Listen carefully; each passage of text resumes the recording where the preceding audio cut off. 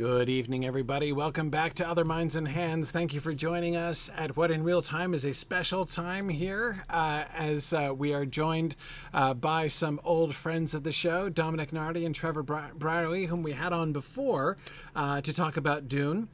They are co-editors of a wonderful book of essays on Dune. And so, of course, Maggie and I, there it is, discovering Dune.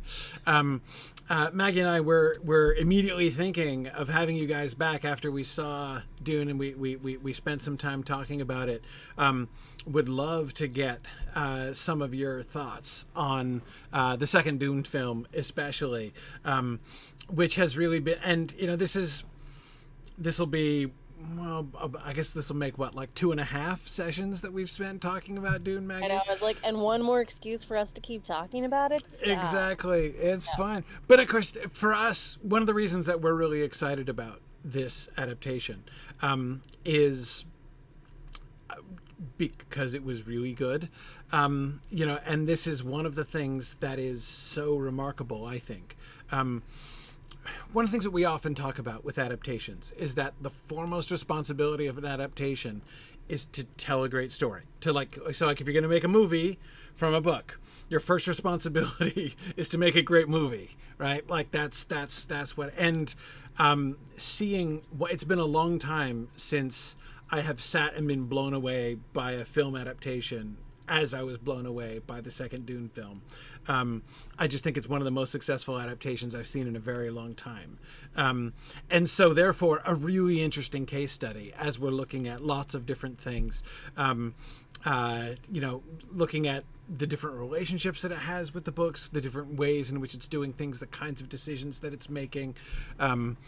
Anyway, so that's, you know, one of the reasons why we've been so enthusiastic to talk about it. So first, what were your reactions? I'm sure, I mean, I can certainly relate as like a Tolkien guy going into a Tolkien adaptation. There's always some like trepidation, you know, because like, you know, full Siskel and Ebert on us, you know. No, exactly. Yeah. So, but just like, what was the experience for you? Because I know it's going to hit you guys a little bit different. I mean, just with the intimacy of your familiarity with the book, it's going to, you know, sort of hit you a little differently than it is going to hit a lot of people. What were your reactions? Trevor, let's start with you. What were your like main thoughts and reactions as you were watching the film? There's a lot to love in this movie. The music continues to be fantastic. The all the just gorgeous visual beauty to it. And yeah, it's a very good adaptation. I agree with you on that. There are some troubling things about it. Some things that I thought might have been done a little bit better, but overall I was very impressed with it, and I think it will go down as one of the best adaptations of any science fiction story. Yeah. It's hard to think, especially in the science fiction world, it's hard to think of any obviously better examples in that regard. And I think it was just this week that Steven Spielberg said it's the best science fiction film he's ever seen. What? You know? Okay. High praise. Yeah, right? Wow, I had not heard that. That's pretty impressive. Dom, how about you? What were your kind of reactions and responses? So I'm admittedly a little bit more mixed, and I've only seen the film once, so I'm still in the processing phase. I had hoped to see it again, but I've just been a bit busy with life and work. I think, and this is where you know, treating the film as a film versus treating the film as an adaptation versus treating the film as a visual supplement to book, I think all yield different results. There's a lot, like, I think they did a lot right. Like, this is, I said, one of the things I said about this whole adaptation project was, you should not come away thinking that Paul is the good guy. That Paul is not Luke Skywalker, and I think they succeed hands down with that in this adaptation. They get the point of Dune. They get the message.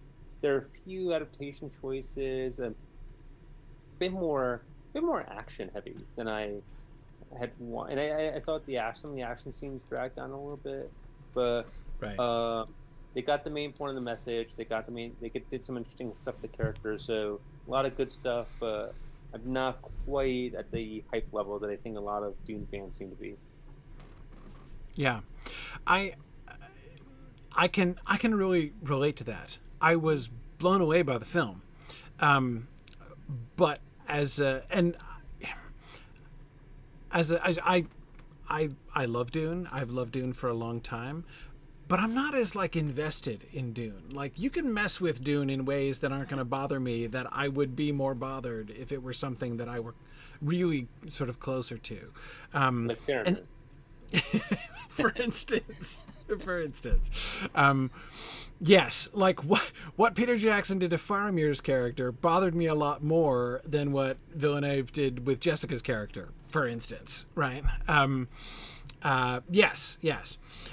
So I can easily see how there were some things which I was sort of sitting back and being like, well, that was a bold move, right, that they just made there. But I could easily imagine some Dune fans having a harder time with some of those things. Backing up to the kind of the biggest picture thing, what are some of the things that you felt thinking about? So, Dom, kind of picking up on what you were talking about Paul's character, right? What are some of the things that I'm not saying you necessarily go in with a list, but like things that you look for, like, like, okay, if you're doing an adaptation, like if you really get Dune, you'll show us some of these things, right? Or like, what are some things that, just to do a really like obvious kind of example, like a Tolkien adaptation that I find to be one of the biggest disappointments is the Shadows of Mordor video game series, right? And if you ask me to explain why, and that's an interesting example because by all accounts, from everyone that I've heard who played it, it's a really good game, actually, right? So as like making an excellent version of like the primary medium that it is, it succeeded. Like they made a really good game, a really engaging game, a really fun to play game. But as a Tolkien adaptation, I consider it a failure because they like completely missed what seems to me to be the real heart of the story. Anytime you're making a Tolkien story in which someone is essentially making a bring and using it to dominate the wills of others in order to achieve revenge, I think you've missed some of the point of what the heart of that story is about. So thinking like sort of on those levels, what are things that like that you went like either that you saw in the film that you were thinking like, okay, like they really got this, they really sort of nailed some of these things, and what are some ways in which you felt it was that like the heart of the film was really in a different place than the heart of the book? If there were, I mean, maybe there are some on either side, maybe not, but what do you think? Dom, want to start with you? Yeah, so I'll take starting with what I mentioned about Paul. Paul is not the quote-unquote hero, and that is core to Dune. That's core to not just the first Dune novel, but to the Dune saga, the critique of heroism and the hero's journey, cynicism about politics and leaders. That is a core theme in the novels, and it becomes really, really explicit in the later book. But it is there in the first book. And I think Villeneuve and Timothée Chalamet's acting was incredible. Like, and he really he had presence.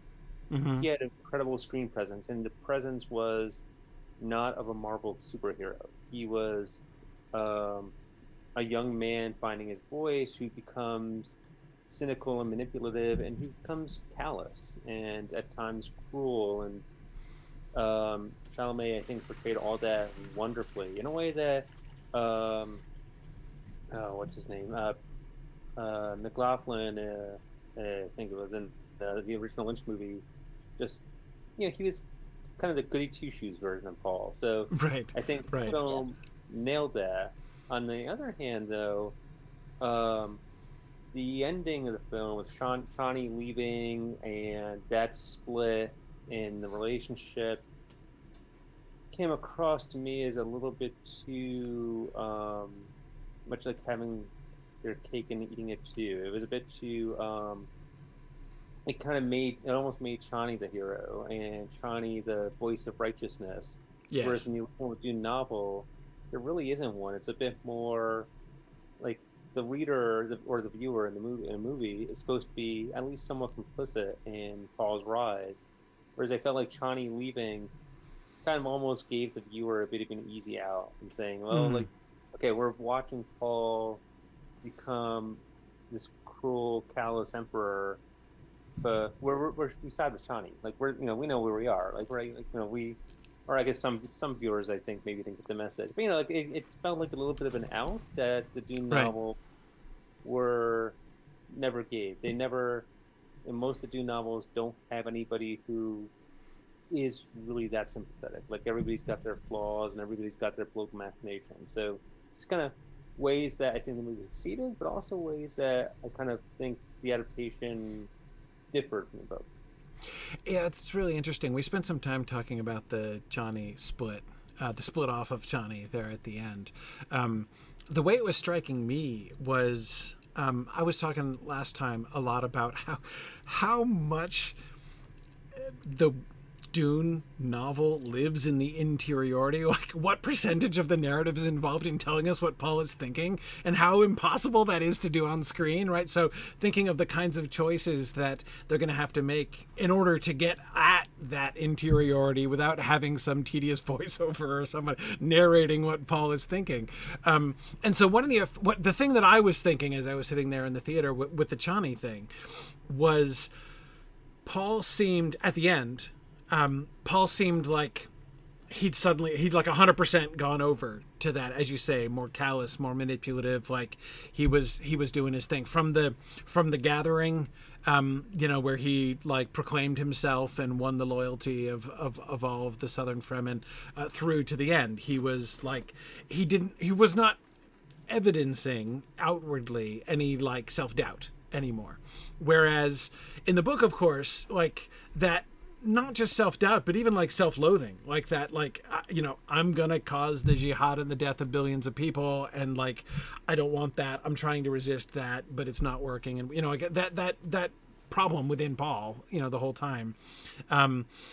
So it felt to me like they were kind of externalizing that with Chani, right? That like Chani was the voice of resistance, like that was still there.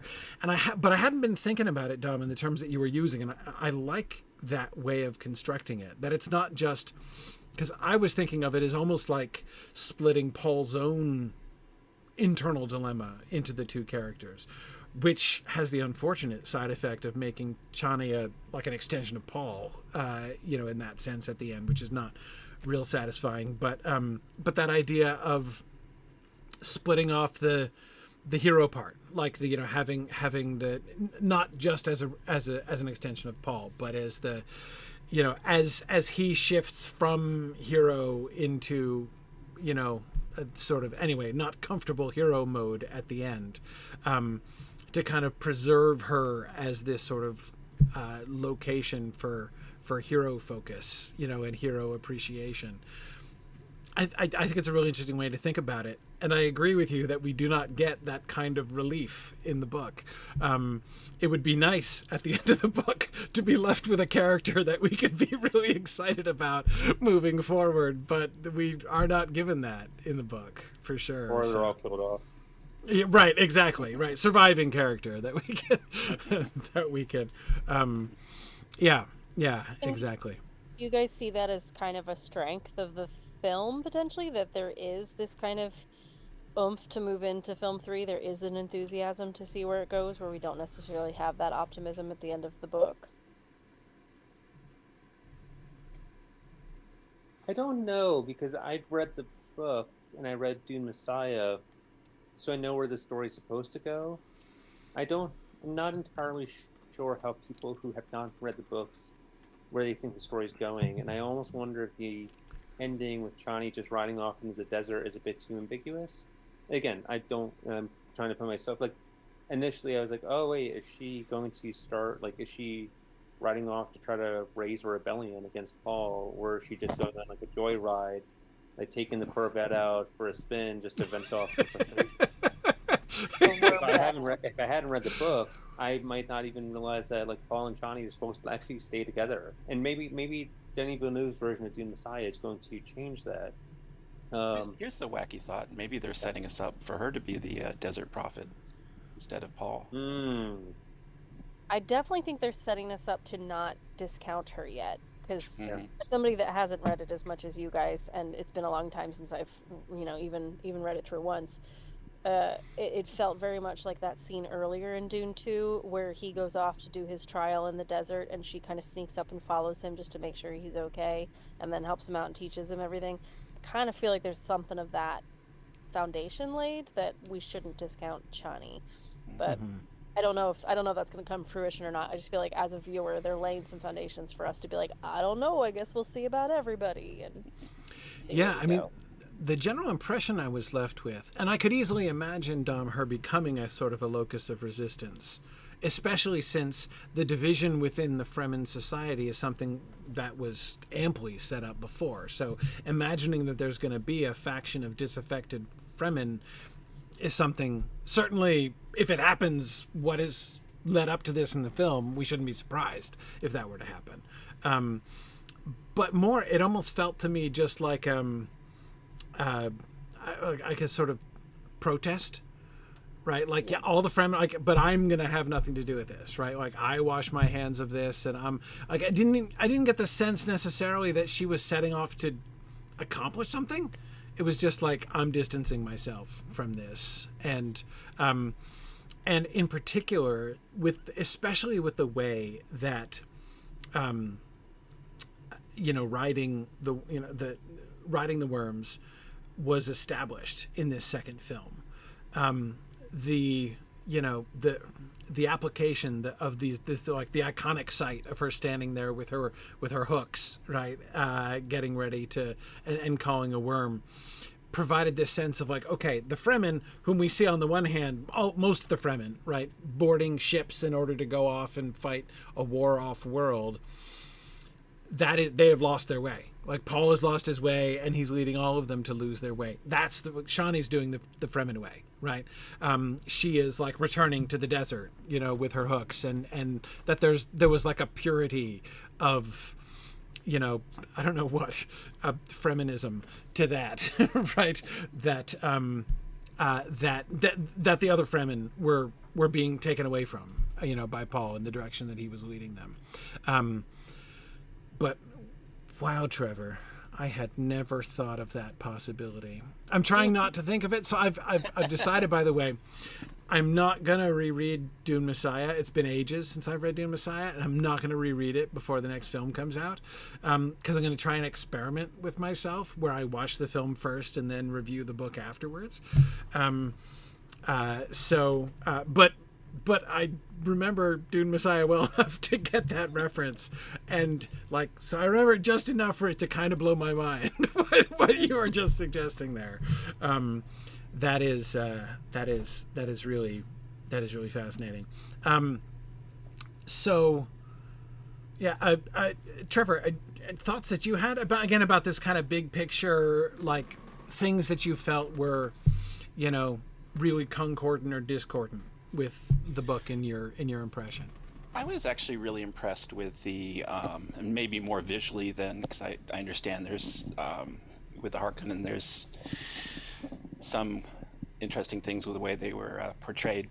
But I think visually the scenes in Gedi Prime, just absolutely mind-blowing, very much communicating this sense of sinister vileness and will to power, and that whole Leni Riefenstahl wide shots, all of that was just absolutely amazing. And I have to do a shout out to the oil fireworks, because I thought that was a brilliant way, a little leitmotif that communicates a lot about the Harkonnen as being kind of oily and slippery and not nice and clean like regular fireworks. So that I thought they did really well, at least visually.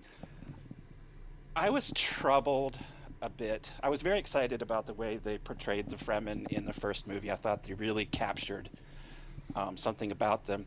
In the second movie, they kind of go back to being a stereotype of religious. You have religious fanatics, and you have the skeptics, and The secular skeptics, yeah. exactly. So it became very much, they were still monolithic. They were monolithic because it was all about religion, one way or the other. And for example, one of the things I thought kind of tied into that was the siege, the scenes in the siege. The siege tower is very cold and austere. It's stone carvings.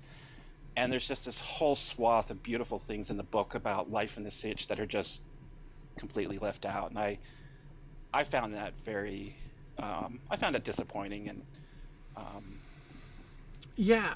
I like Hara. I wish they put Hara in, but Right. Yeah. That's Jamas's wife, right? That Paul inherits. Yeah. Yes. Well, I mean, goodness, I was sharply missing toddler Aaliyah, but it was fun. I heard a reviewer say, I think like the way that they just had her communicating with her in the womb was even more unsettling. And I'm like, no. Like, I mean, unsettling, yes. More unsettling than like toddler Aaliyah? No, actually. Toddler Aaliyah would be way more unsettling than like an unspoken telepathic communication, between you, because that's almost all in the imagination. It's the sight. It's like the uncanny valley effect of the toddler with human memories and human vocabulary, running around and like making like sexual innuendo jokes at Hara and stuff, is like, that's way weirder and creepier than the telepathic communication with the fetus. But in my opinion, anyway, yeah. So I agree that I felt it was one of the strangest and in its way most intrusive of the changes. And Maggie and I talked about this some too,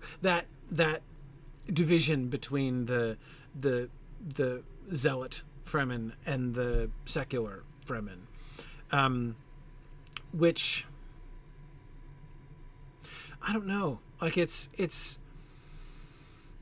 was strange. It felt strange to me. Certainly a huge kind of change. Do you think, the vague impression that I got is that it presented at least a certain amount of increased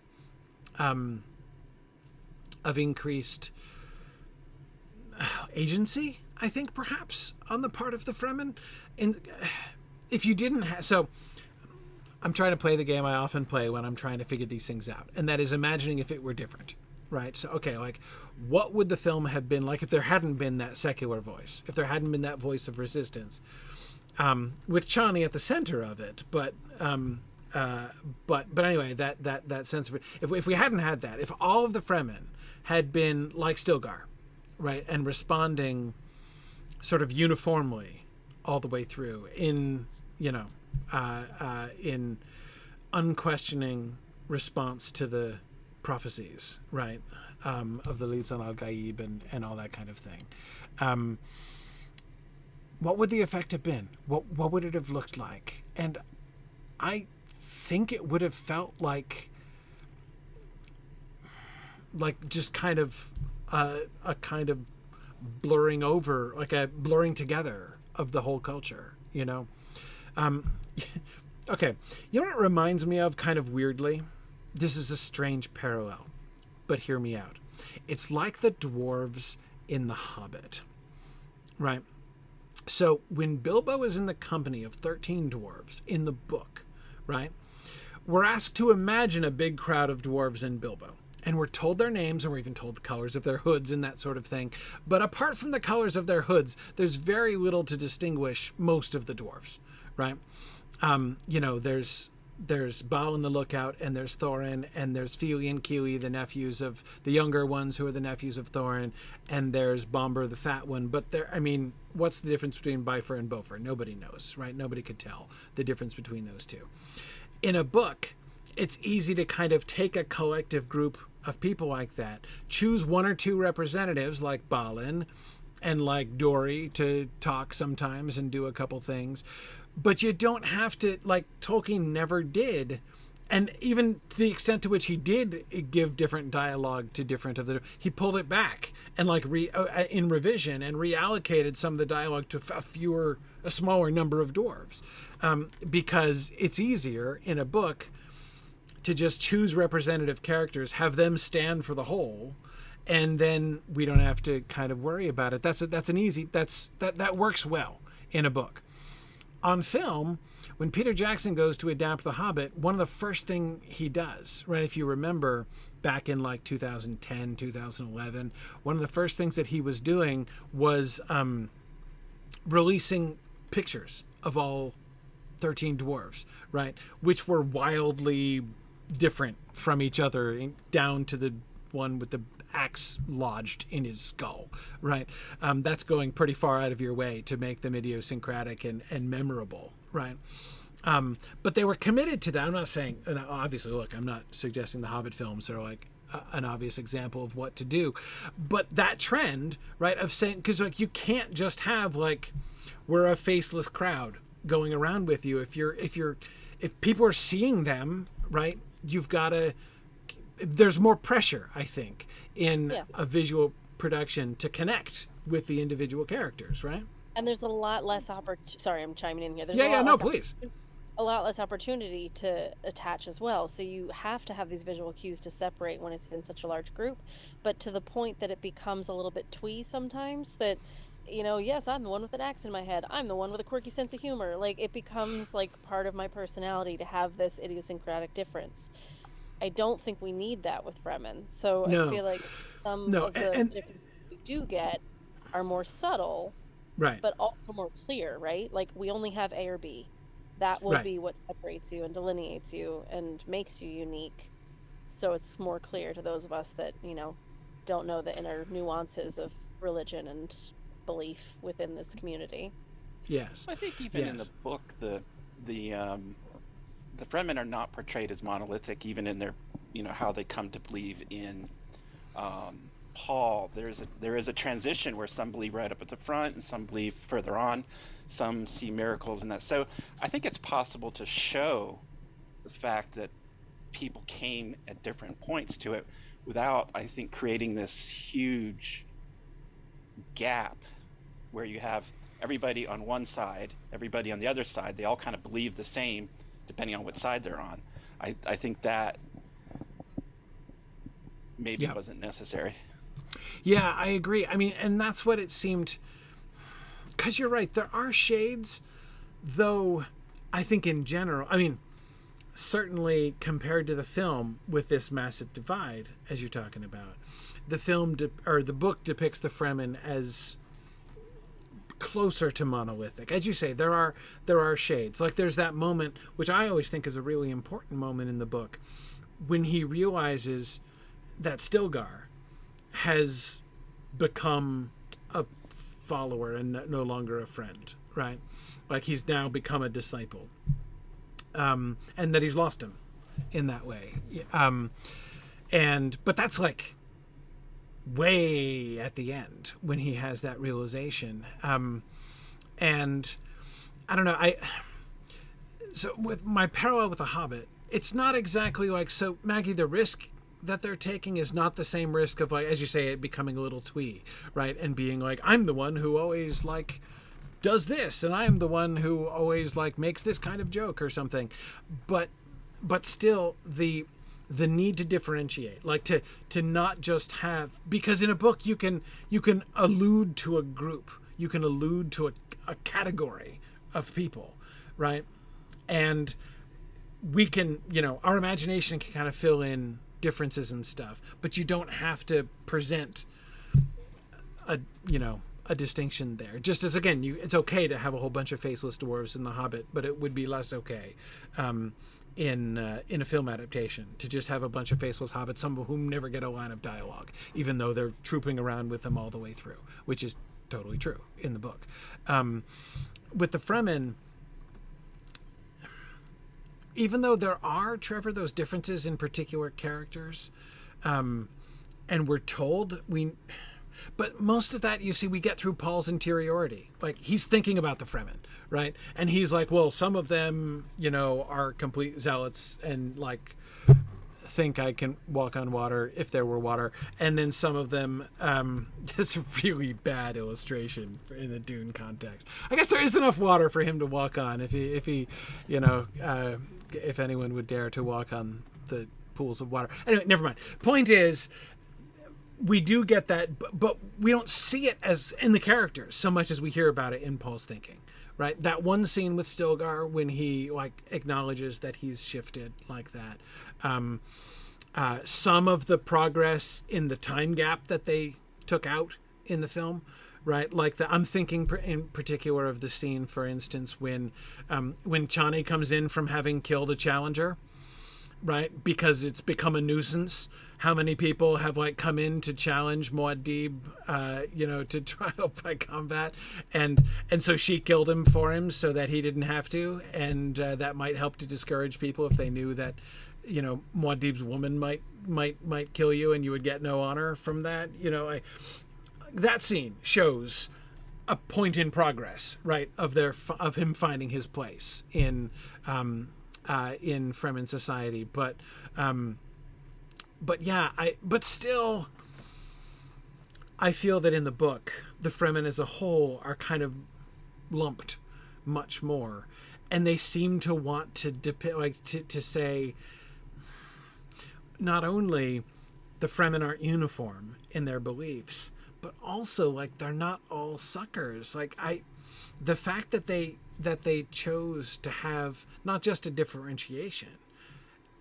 They could have done a differentiation just of resistiveness, right? Like some who are quick to accept Paul and some who are slower to accept Paul. You could have done that on the premise of like, I don't care, you're still an outsider and you still haven't earned my respect yet, right? Like, that was cool what you've done now, but like I'm still reserving judgment and whatever. I still don't think you're the Lisan al-Gaib, right? But instead to have these like secular, we are skeptical of all of this, Bene Gesserit manipulation that is happening through this folklore tradition, seemed to me to give this sort of handle, for people to be able to be like, okay, so the Fremen aren't all idiots, right? There are some Fremen who are onto things, but of course then they lose, right? So anyway, I don't know. I think one part of the context is, had the Fremen been more, not quite monolithic, but had they been a bit more uniform in their dedication to religion, and accepting of Paul, I think that would have undermined Paul's arc, in that it would have looked to a 21st century audience like a white savior story. Now, you can go into why the original Dune novel is not a white savior story, but it would take hours of podcasting to explain that, and a movie doesn't have hours of time to explain that. So having some Fremen resist and making clear that this is not just a white savior coming in to an ignorant, uniform people with no personality, but giving them that differentiation, giving them some elements of resistance, and some acknowledgement of, some of the Fremen themselves say that, hey, it's kind of weird that there's this outsider coming into our culture, acknowledging that up front, but then showing, the corruption of the culture as Paul, through his charisma, but also through his prescient powers, wins more and more of them over. I think makes it more a story of political power and, the corruption of that power through religious authority than a quote-unquote white savior story. Yes. Yeah. No, and that is certainly an obvious problem. I agree that, people who characterize the book as just a white savior story, I agree with you. I don't think that is correct. But you're right that it's complicated, and a superficial, it's easy to see how on a superficial reading you can think that, right? Which means it's something to be very cautious of in doing the film, because I think it'd be even easier on film to make it look like that. So yeah, no, that is important. I was mentioning this scene with Stilgar in the book, or Paul thinking about Stilgar in the book. On the one hand, I can't think of any alternative to making Stilgar the kind of spokesperson for the religious fundamentalist Fremen faction, right? That is to say, they didn't have anybody else who could have been. They had Stilgar and Chani, right, as the two sort of spokespeople of those, and they didn't have enough well-developed Fremen characters to have somebody else in that role. But not only did I miss book Stilgar in this way, because there were times when I felt that it made film Stilgar look like a fool. When he was saying things like, like that line when it's like, it proves that it is the prophecy when he denies that is fulfilling the prophecy, right? Like, it's like, okay, Stilgar, right? Like, I mean, just like any kind of like respect for his intellectual capacity is really kind of like going down when you hear him talking like that, right? Whereas even like in the first film, I think of this scene when Stilgar comes to meet Leto, right? Duke Leto. That's a strong scene. Right, and the way in which he is like, I love the way that I'm forgetting the actor who played Javier Bardem. Javier Bardem, yeah. The way that Javier Bardem played that scene was just awesome. I absolutely loved Stilgar in that scene. There was this really strong sense of, I don't care what you say your customs are, you're on Arrakis now, and this is how I do things, and I'm not changing how I do things in order to please you. But then he seemed to, like, it seemed to be a significant weakening of him and of his character to turn him into the spokesperson of the Zealots in the second film. That was one little disappointment that I had there. I didn't feel that, but I can see that. And I think I know the moments you're talking about where, like, it made him seem a little foolish, but it didn't make him seem the fool to me. It was evidencing, that kind of religious blind belief without me kind of thinking less of him. It was like, oh, it's his faith, and that word I thought was quite strong throughout the second film too, and the princess continuously referring to it, you underestimate faith. It made it more powerful how she referred to it. So seeing him as kind of the lead in that regard fit, but I can absolutely see how, like, if you love Book Stilgar and he's making these comments, you're rolling your eyes going, seriously, Stilgar, come on, it could have been anybody else. So yeah, I can see why that decision would be made, but I can also see how that decision would be a little bit tough. Yeah. Let's talk, Trevor, you raised the remarkable scene on Gaiety Prime, the Harkonnen scene. Let's talk a little bit more about the depictions of the Harkonnen. Dom, I know that you were thinking before about some of the significant differences in the treatment of the Harkonnen. What do you think? Not just thinking in terms of, like, sort of like point for point variations, but sort of bigger picture. What do you see as, like, is a clumsy way to ask the question, but like the role of the Harkonnens in the story, like the place and purpose of them in the story in the films compared to the place and purpose of them in the books? Yeah, so big picture for me, So in the film, I thought what Denis Villeneuve did with the Harkonnen was really interesting, but it was also very off-putting. And I don't mean that in an adaptation sense. I just mean that they were really quite vile, and they are not people I want to spend a lot of time with. And very, very, very, very violent.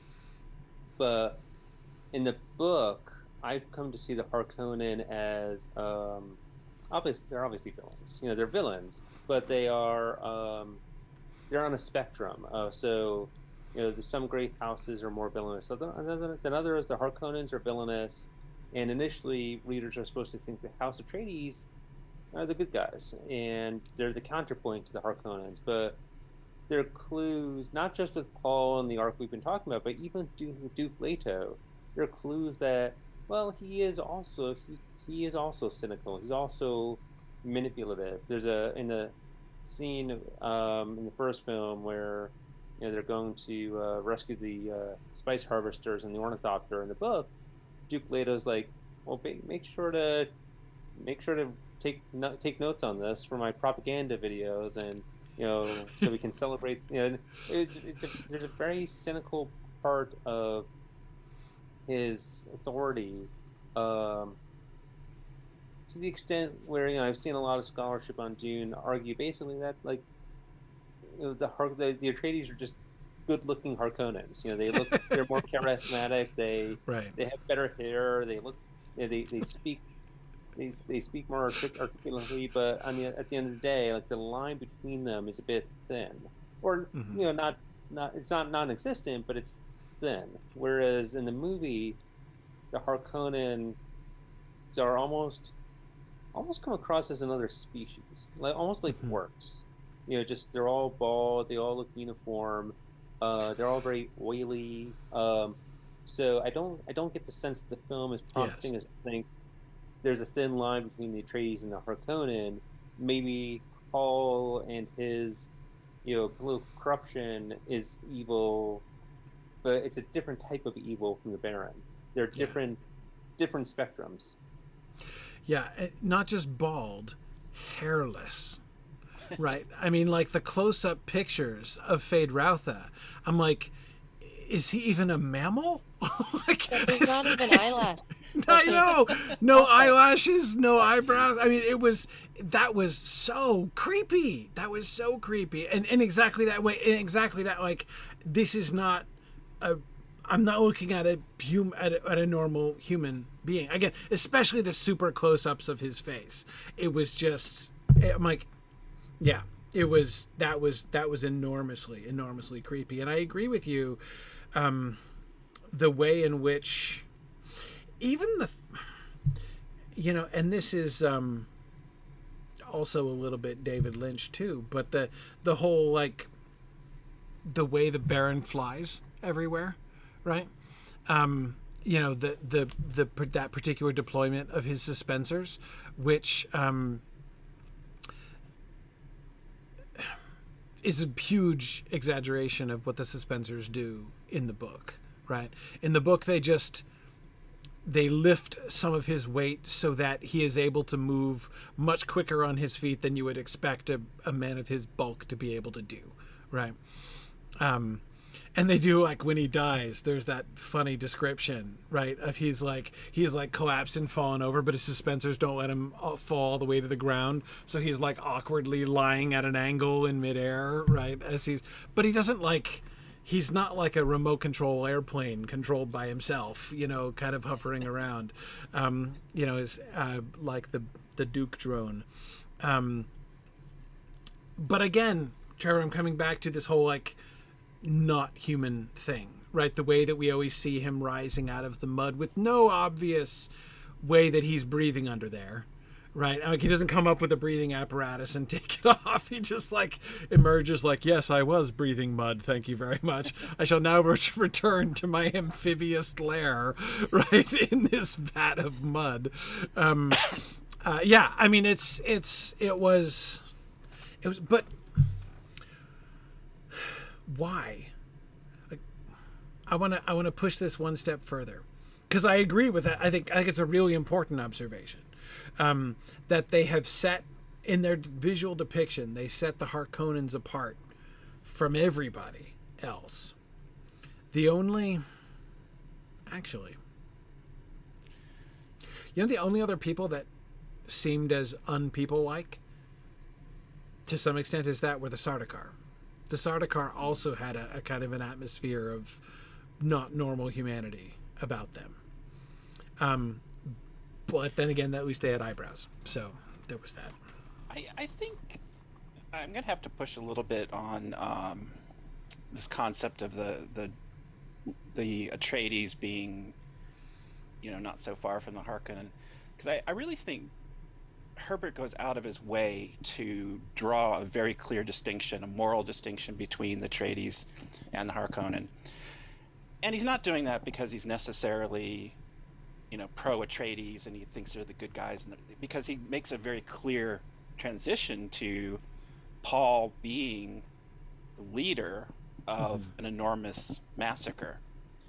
So they start out at a very high moral place. They're portrayed that way, at least, and they need a counterpoint, which is going to be just as vile in the opposite direction. And I think it's possible to argue that in the movie they do kind of go over the top, but there does have to be this polarity between the two in order for it sets it up for that fall to be higher of the Atreides. Yeah, especially the way in which. Okay, so this is me trying to answer my own question about like the so what question, right? What is the impact of the inhumanity of the Harkonnens as they depict it? And Trevor, I think you're right. The way in which Paul at the end not only realizes that he is half Harkonnen, but almost embraces it. Like his last conversation with the Baron, I mean, he kills him.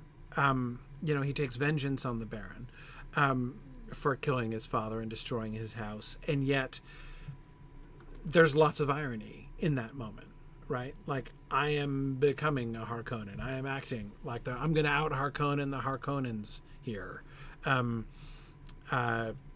As of course, like almost literally what he's unleashing on all the other planets is like the Harkonnen, is like the Baron, unleashing, what's his name?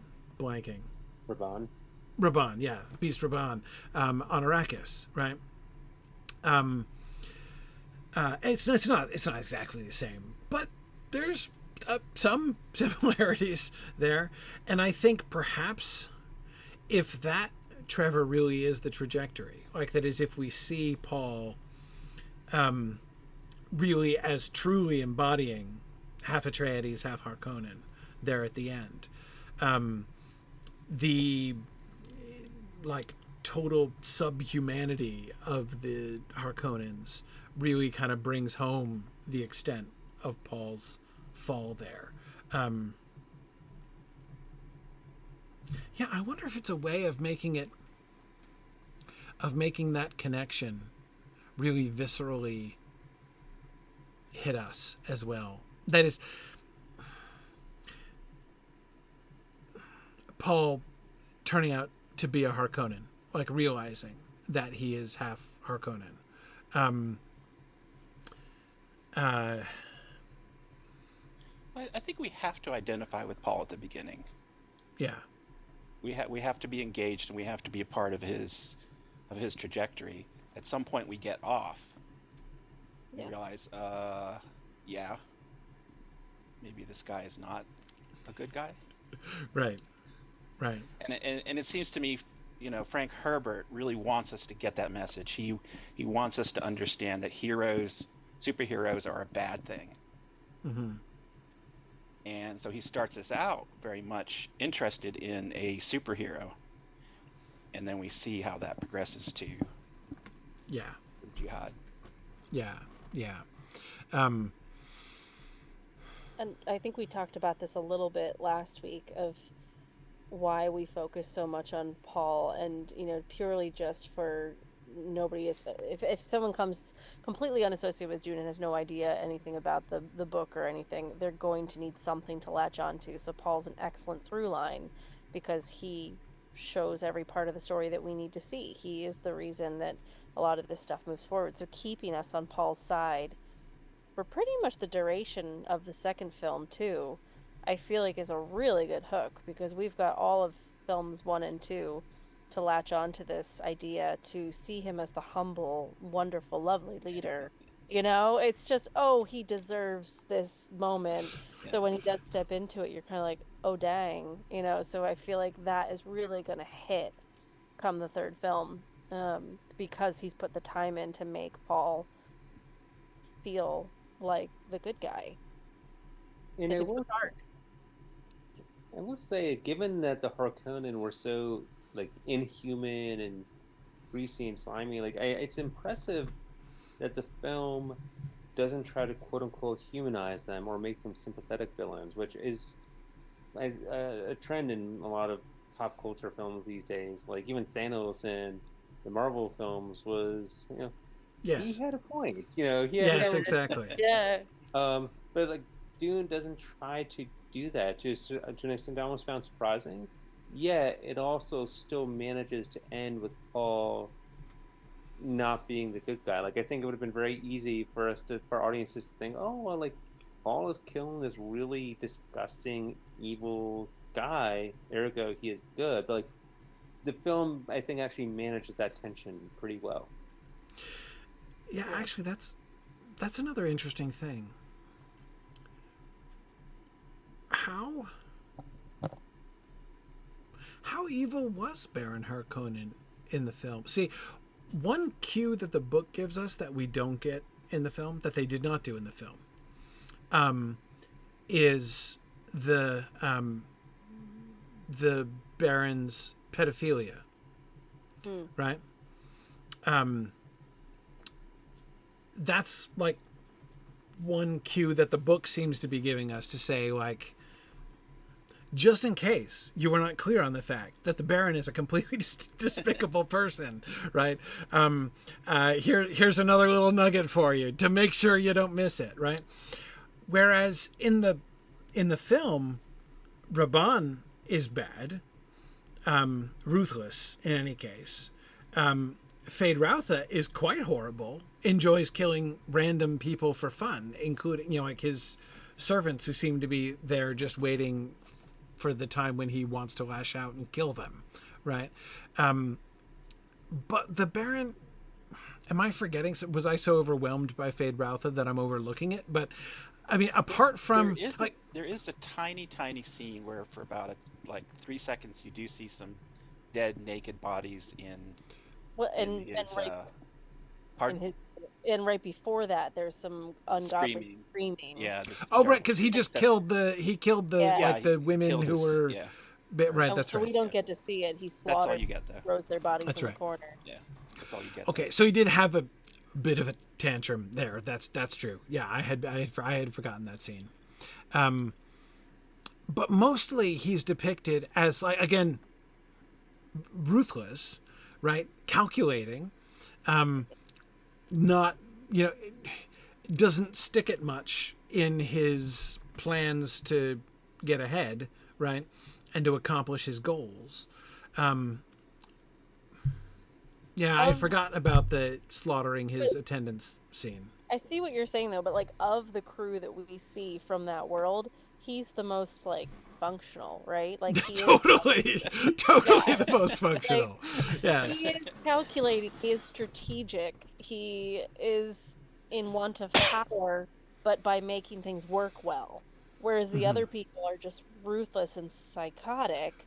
He actually wants to be very good at his job. He's still a jerk, and he's still a horrible person or being.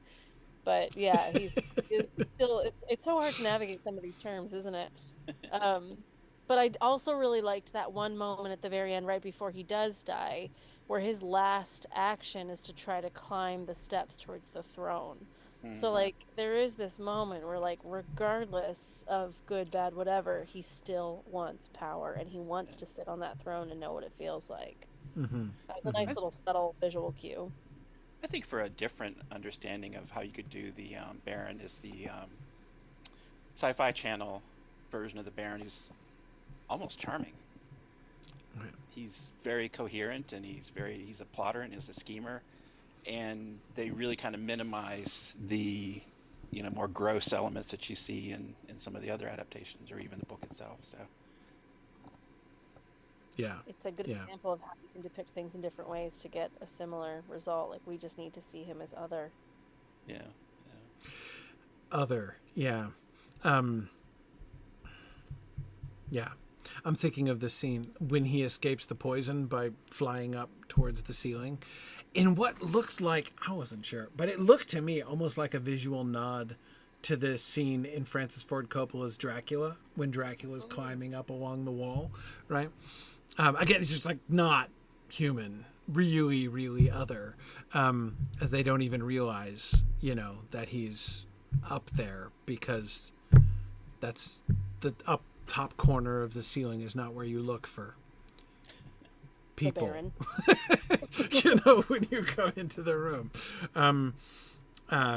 Yeah, that otherness was really really very striking.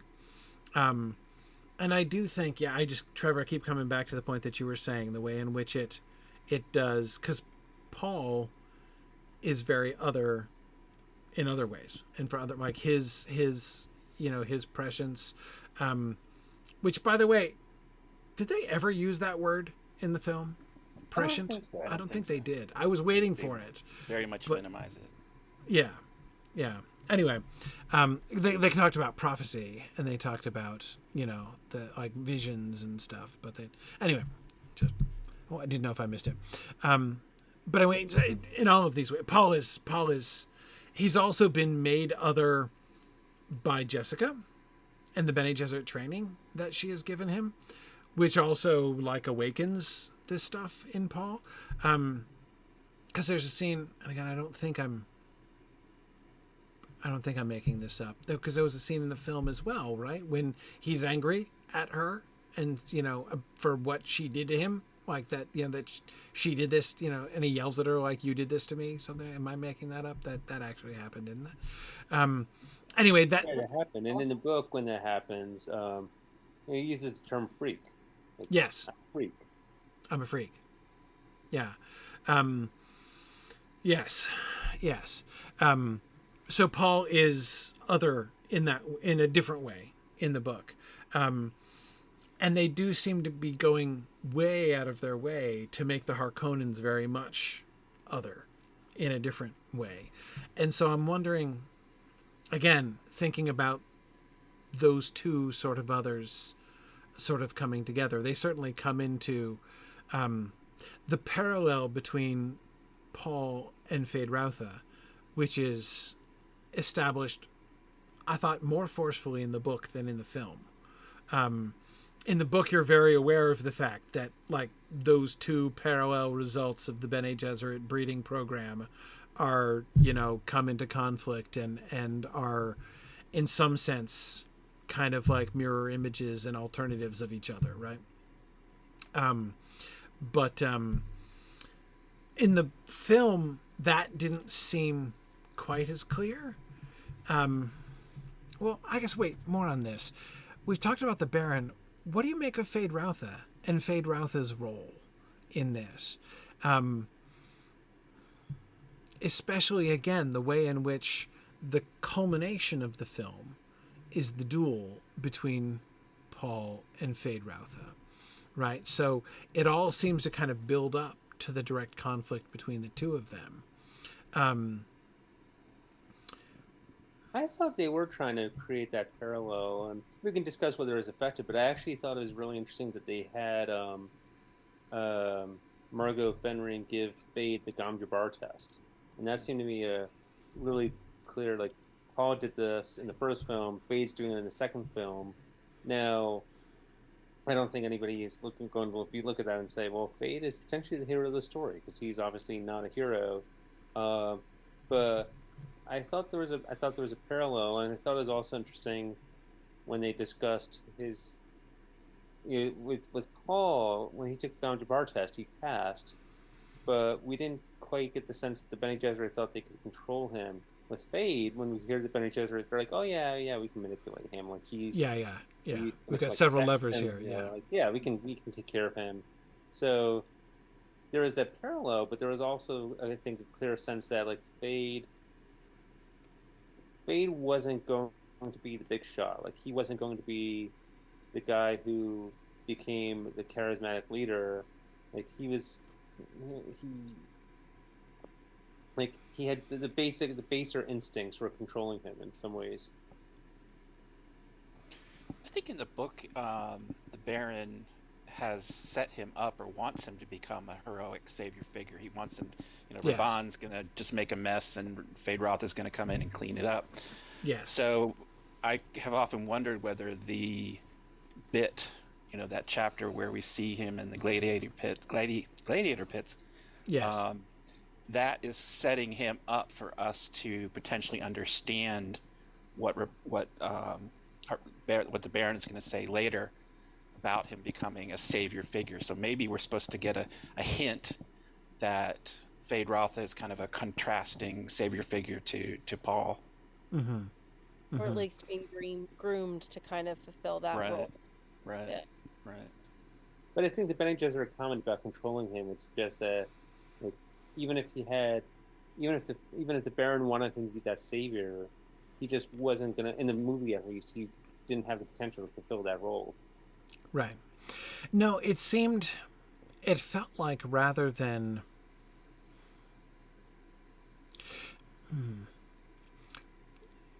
It felt like rather than him being, in that sense, an alternative to Paul, like the Baron's alternative, obviously, but even in a broader sense, even from the Bene Gesserit's perspective, an alternative to Paul. I felt like the film was setting him up more as a caricature of Paul, if that's the right way to say it. Because notice we didn't get a parallel discussion. I'm thinking again of that in-house Bene Gesserit analysis of Feyd-Rautha that we got, right? We heard the teacher's room breakdown of the Gom Jabbar test, right? For Feyd-Rautha, which we didn't get for Paul, right? We didn't hear the Reverend Mother talking to other Bene Gesserits. Not Jessica. We got a little bit with Jessica and the Reverend Mother afterwards, but that was not focused in the same way. Certainly not the same kind of conversation. So again, we're getting that sort of behind the scenes. And so the thing is that yes, like he's able to be manipulated. Whereas of course, Paul, in declaring himself the Lisan al-Gaib, is also kind of like at least engaged with the game of the Bene Gesserits, right? Being set up by them, but also him trying to control them and take control of that particular, him using them instead of them using him in the same way. And so having the two of them face each other, there was almost more of a, I don't know, it wasn't I keep wanting to compare it to something like a photo negative version of Paul, but that's an awkward kind of parallel because it's not like he was the opposite to him in every way. In some ways, he's just like the pure depiction of what Paul could fall to, right? I mean, Feyd-Rautha is in fact an excellent killer, and the signature, and this of course is strongly emphasized in the book, Feyd-Rautha's signature as a fighter, but as a character too, is betrayal, deception, right? I will not follow the rules, and you will never know where the poison is coming from, right? That's what defines Feyd-Rautha in his whole career, right? And Paul,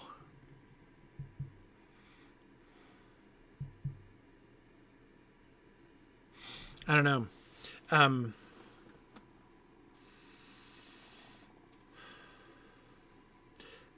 It's almost like, on the one hand, Feyd-Rautha represents, or seemed to point to, what Paul could become if he kept, the Baron was almost like what he was falling to. Feyd-Rautha was what he could yet become, essentially. I don't know.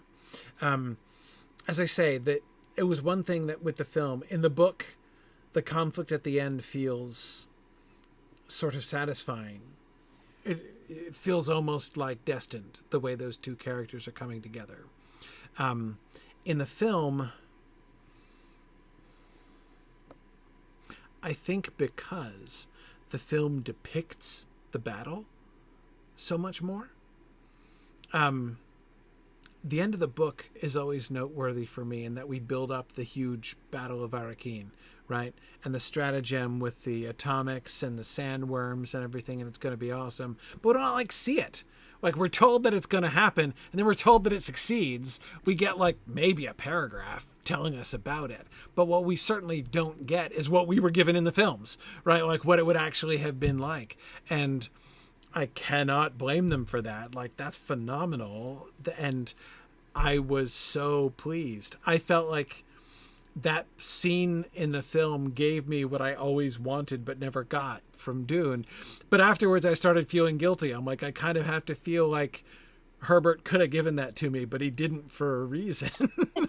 Right. And so I wonder how much they've lost by giving it to me, by approaching that so very differently from the way Herbert did. Yeah, go ahead. I very much want to hear both of your opinions on the end of this and moving into the next one. But just in terms of that point, you should not feel guilty about a scene that brings you joy in an adaptation because it fulfills a gap that's missing from a word-based medium. If a visual it wasn't, yes. storytelling can do it the way that makes you happy, that's okay. No, it's not guilt. It was the way in which the lack of the epic it's Dama, as you've been saying, there are no heroes, right? And the heroic charge at the end would have created a kind of satisfaction in the ending that Herbert seems intent on denying us.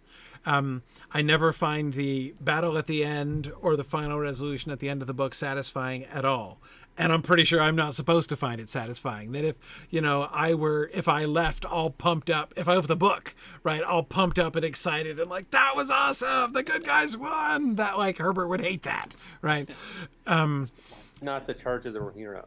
It's not the charge of the Rohirrim. No. But I think he portrays that. One of the things I think is worthy of note is the that final battle between Feyd-Rautha and Paul. Paul is severely injured, which I don't think occurs in the book. He is, almost killed, and I think that really kind of breaks that narrative that you see so often in the good versus evil, where the good guy triumphs and he's almost unhurt. And I think the movie really gives us a picture of Paul is not a hero. He's fallible. He's taken a lot of damage. He's barely standing. He's not the superhero that we expect. And I thought that was a brilliant move, because here again you have to show it rather than tell it when you're doing a movie. So I thought that was kind of interesting. Yeah, the wound that he took was interesting. I wasn't surprised that they deviated from the mechanism, the needle in the belt mechanism that Feyd-Rautha was going to use to poison him. 'Cause that's, it could theoretically have been done, but it would have been really hard to see. And, it would have been also I think on screen it would have looked bizarrely sexual as well. I mean, like the whole hip to hip thing.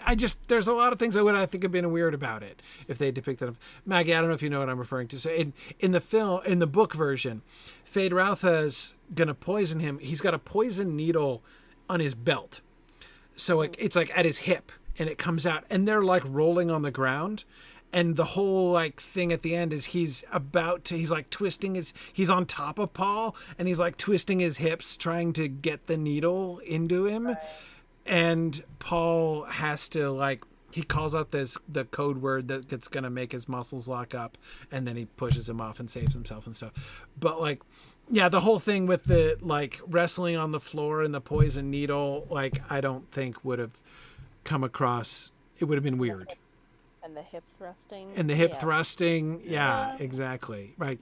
Like, I'm going to try to win with like a pelvic thrust. Like, it's just, it would have been awkward in certain ways. It would have given a very, and like, not just to make jokes about it, but that would have just added a different dynamic that we don't have the time to explore in a quick visual medium, you know, but having this sharp, intense, well-trained hand-to-hand combat was pretty good.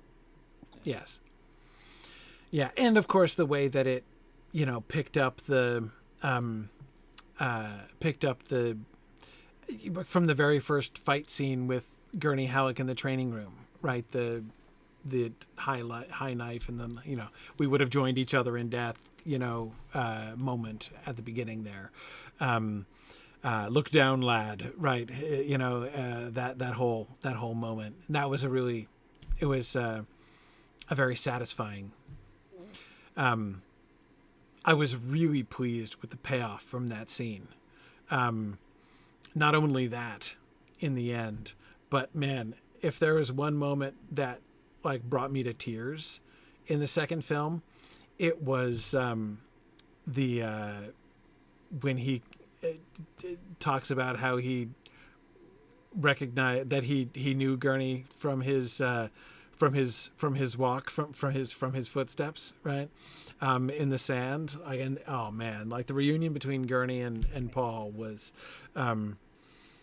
I was, as soon as my wife, it was one of those scenes where my wife gave me this weird look, because as soon, like at the very beginning of that scene, as soon as they showed the like old decrepit spice harvester being lowered to the ground, I knew it was going to be the smugglers and Gurney Halleck finally come in. So I was like, yes! As soon as I saw like the decrepit thing dropping down, I was like, yes. My wife was like, what are you cheering for? You know, the decrepit spice crawler. But and that scene totally did not disappoint. More though about that closing battle. How do you think it, especially relating to heroism and stuff? Dom, as you say, the attack of the Fremen on Arrakis there at the end is not the charge of the Rohirrim, right? But by getting that battle was designed to hit us in certain ways that I don't think we got hit in the book. And that's why, so Maggie, that's what I was referring to. Again, it wasn't guilt.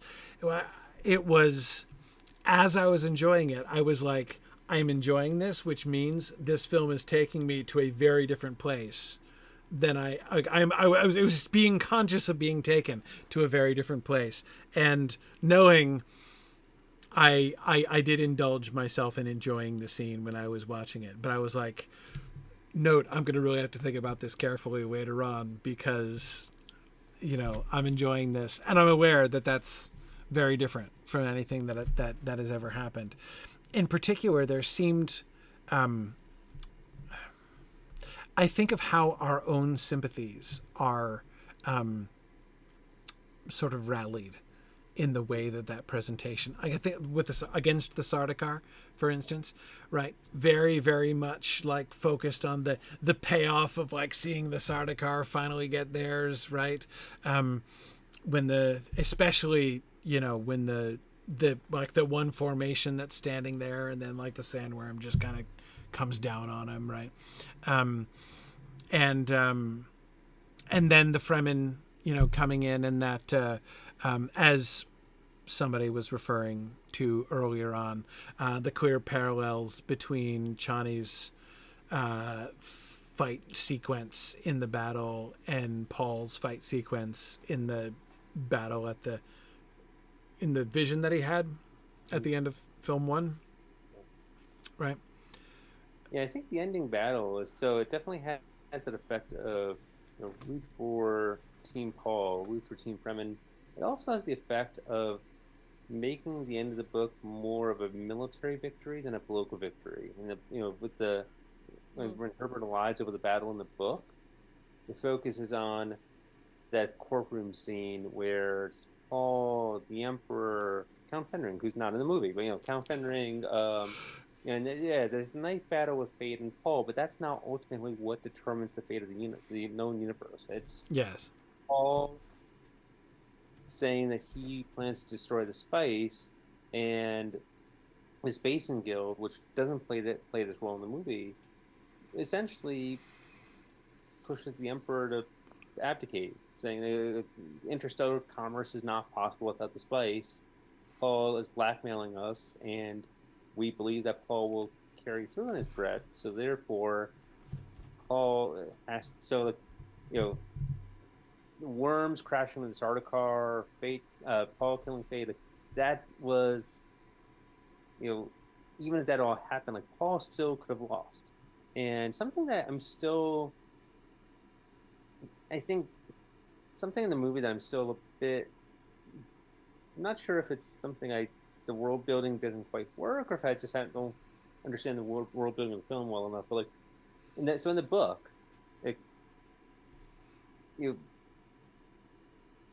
ships could bomb planets with, orbital bombardment or atomic weapons, and so if the Emperor abdicated and the Great Houses did not accept Paul as Emperor, they could literally have flown a ship around Arrakis and drop bombs on him and ended the problem. But that doesn't happen, because in the book, the Great Houses accept Paul because he's starting to destroy spice. In the movie, though, the Great Houses say that they don't accept Paul's abdication, which leaves me to just wonder, why then do they just not attack? And then the movie launches immediately into the jihad, as the jihad is Paul's military conquest to secure the throne from the Great Houses. So it does come across much more, again, as a military victory, as opposed to Paul blackmailing his way into power.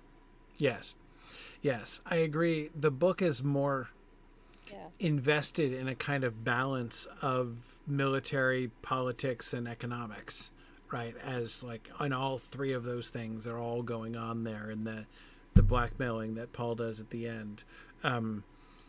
Whereas I agree, it does seem to be kind of all about the military. I think, and this is me guessing, but there were places where the film seemed to really simplify some things. So with the jihad, right? In the book, especially at the end, there's a question you could be left with, okay, so we're told, Paul says at the end, we know Paul thinks at the end, okay, the jihad is now inevitable. But I remember reading this book as a teenager and being why? He won. What's the fight? What why? Which can he just say to the Fremen, hey, y'all, just stay home, chill. It's fine. We won. We can do whatever. It's just how about, I have an idea. How about we not kill billions of people? Maybe we just not do that, right? Whereas in the film, they seemed like they wanted to make the jihad a mechanism, right? I mean, that's in the end what they did, right?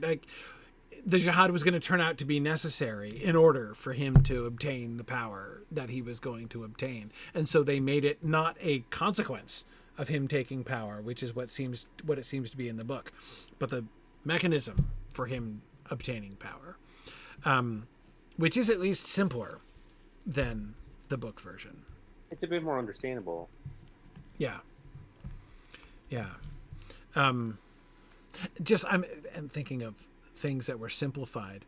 I'm gonna destroy the spice by nuking it. right? Which, first of all, not well. Okay, I was going to say it's not super convincing. The way he's going to destroy the spice in the book, like, I pretend to understand the chemistry of that, but I don't really, right? I mean, I'm completely taking it on faith that will work. Maggie, to explain briefly, like it's like a whole chemical thing. You remember the baby sandworm and the like juice that gets, the pre-spice juice that gets sucked out of it, the water of life. If you like put the water of life, what's the formula again? You guys can correct me. First, you have to convert the water of life, and then you like mix it into a pre-spice mass, and it starts a chain reaction that destroys all the spice. So like the power to destroy the spice, like you have to understand the spice and like Arrakis ecology and chemistry in order to, like, you can't just nuke it, right? Like it's not that simple. It's this whole sort of elaborate and also like sort of quasi mystical process as well. And so I have to admit, I was a little bit disappointed when he was like, we have atomics again. We can nuke the spice with it. And I'm like, seriously? That's the plan? Nuke the spice? But I was like, okay, maybe we don't want to explain the whole business with it. Though they did the thing with the drowning the baby sandworm. So we were like already pretty close to it, right? It wouldn't have been that far off. Yeah, anyway, but certainly it seemed to be one of several ways in which there seemed to be a choice for efficiency. Efficiency seemed to be something that Villeneuve wanted to gain at several points. That one, the nuking the spice, was like one of the most obvious to me. I was like, okay, let's just granted the premise that Paul has the power to destroy it. Let's proceed forward with the rest of the story from there. Yes.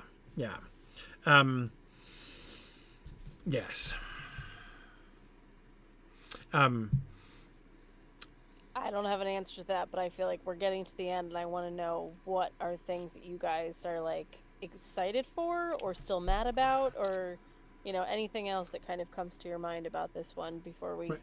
Especially as we look towards like possible next films and stuff. Which might still be 5 years away. Ugh. Oh no. Right. I'm actually really looking forward to a third movie if it happens, because I think that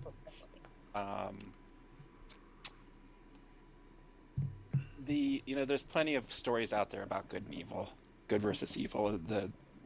Every summer we have multiple movies like that. But I think what we're being given by Frank Herbert in the Dune novels is something different, something that can make us sort of step back and say, hey, wait a minute. We put a lot of faith in superheroes. Maybe that's not such a good thing. Let's rethink that. So I think what we have here is we've been set up with 2/3 of that, perhaps. So I'm looking forward to another third that might communicate that. Yes. Yes. I wonder, Trevor, in that same regard, I wonder if there are ways in which the third film may even change how we feel about that division in Fremen society that felt a little clumsy in film 2. I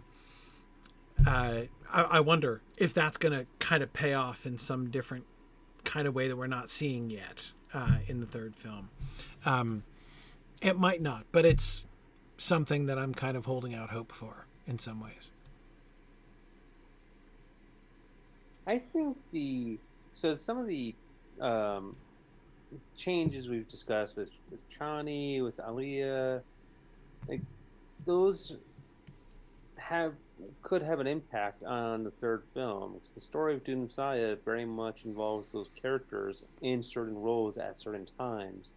So on the one hand, the Dune purist or fan of me is a bit worried, because I'm like, well, Chani and Paul aren't together, then what happens to the kids and this and that?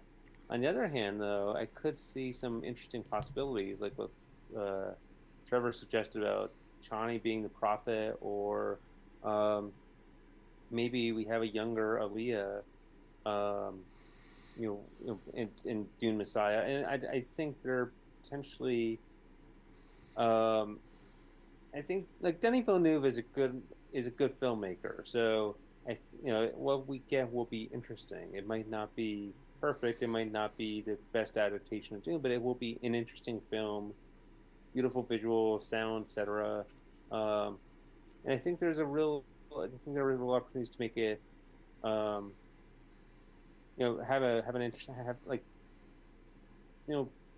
play around with things. Like we didn't talk much about Jessica, but Jessica's character in this film was very different from the books. Very different. Yeah. It was a great way to hammer home the themes of how the Bene Gesserit were manipulating religion. The one thing I would hope a little bit more from Dune Messiah, if we get it, which I think we will, is a little bit more dialogue. I kind of miss the banter or some of the dialogue scenes. And I know Denis Villeneuve is not a big fan of dialogue heavy scenes in movies, but I think Dune Messiah is going to require a little bit more of that, even than Dune did. Mm-hmm. Good point. That's interesting. Yeah. Yeah. That will be an interesting thing to see. I feel like we haven't seen the subtlety of the political shifts. It has felt a lot more of the military stuff that I think it'll be interesting to see a little bit more of the nuance of these characters and not just the fate and the military role they want to fulfill.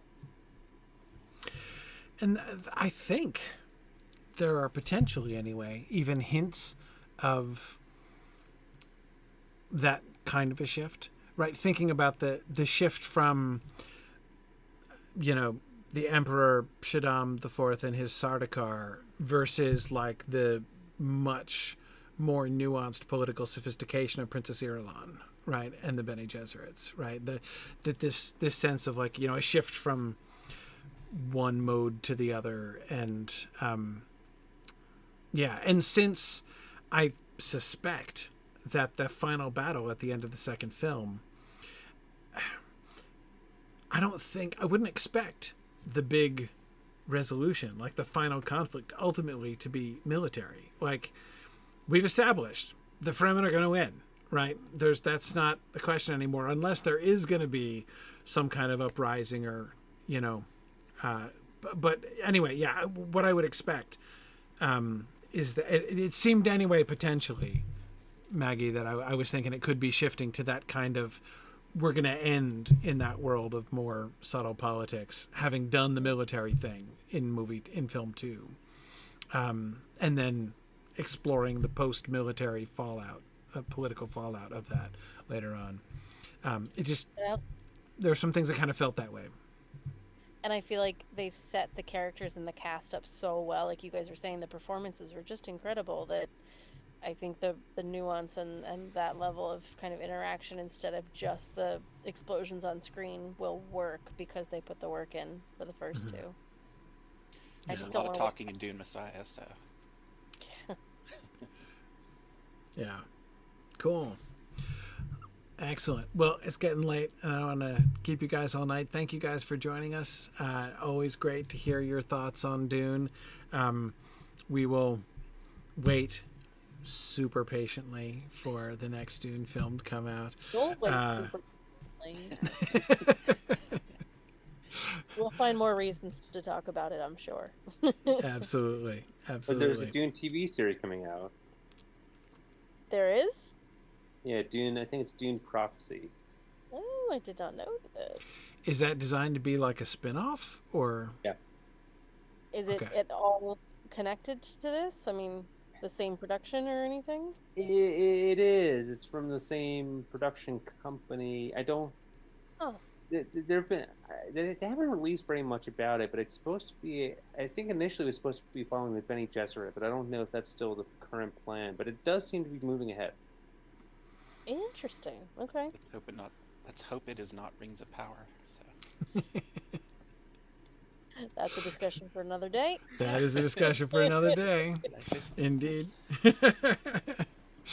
Yeah, no, that'll be interesting to see how they approach that different kind of storytelling, and what they incorporate into a sort of a spin-off idea. Yeah, really interesting. Awesome. Well, thanks guys again. We'll talk again another time, and as Maggie says, we'll probably find reasons to talk about Dune again sooner or later. But thanks everybody for joining us. Next week, Maggie, do we have a plan for next week? Do we have homework? We don't have a plan, but we're on, right? We're both available, so we're both available next week. So yeah, we'll definitely be on next week, and we'll be back to our regular time next week. Yeah, normal time, and we'll come up with a plan, and we'll stick it on social media if you have any homework. Very good. All right, excellent. Thanks everybody. Thanks, guys. Nice to See you guys around. Bye now. Take care.